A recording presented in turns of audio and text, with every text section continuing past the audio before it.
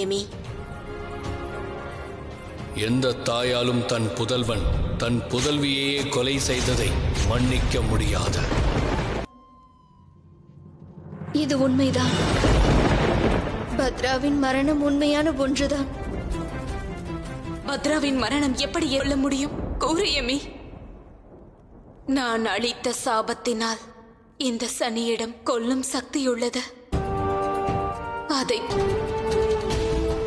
ஏனெனில் நான் அறிய விரும்புகிறேன் யமி. எந்த கர்மத்தின் பலனாக சனி தான் வகித்து வந்த பதவியை காரணமின்றி சனி தன்னுடைய எதிரிகளை கூட அழித்ததில்லை யமி. அப்படிப்பட்ட சனி காரணமின்றி தன் தங்கையை. அப்படி உனக்கு என்ன அவசரம் சனி? உன்னால் அவ்வளவு எளிதாக என்னிடமிருந்து தப்பிச் செல்ல இயலாது. என்ன பிதற்றுகிறாய்? யமி, எனக்கு ஒரு உதவி செய். பத்ராவை கொன்றதாக கூறப்படும் இடத்திற்கு என்னை உன்னால் அழைத்துச் செல்ல முடியும்? தயாராக இல்லை ராவணா. கர்மம் மற்றும் கர்ம பலன் மீது உனக்கு நம்பிக்கை இல்லை.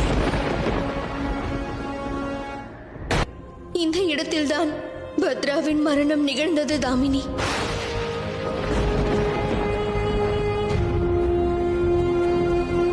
உன்னை பழி வாங்குவேன். நீ இப்பொழுது பலவீனமாக உள்ளாய் சனி. துரதிருஷ்டம், உன்னால் எவரையும் நேராக கூட உன்னைத்தான் சனி அனைவரையும் விட அதிகமாக நேசித்தார். நான் சனியின் மனைவி தாமினி. நான் எனது வாழ்க்கையை சனிக்காக அர்ப்பணித்துள்ளேன்.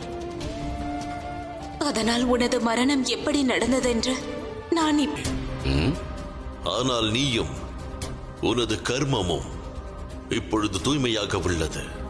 ஆதலால் ஒன்றை மட்டும் கூறுகிறேன். வரவழைப்பேன். என்ன நடந்தது என்ற உண்மையை அறிந்து கொள்ள நான் முயற்சி செய்து கொண்டேதான் இருப்பேன். என்ன காரணத்தினால்? சனி, நான் அனைத்தையும் அறிந்தவன். நான் 10 தலைகளிலும் ஞானம் நிறைந்தவன். ஒருவேளை நீ உன்னிடம்தான் நான் கூறுகிறேன். உன் பார்வை என் மீது படட்டும்.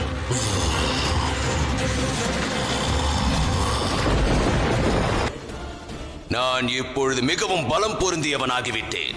எனது அந்த பலத்தினால் விரைவிலேயே நான் உனது எல்லைகளை உனக்கு உணர்த்துவேன். உன்னால் என்ன செய்ய இயலும் என்பதை நான் பார்க்க போகிறேன்.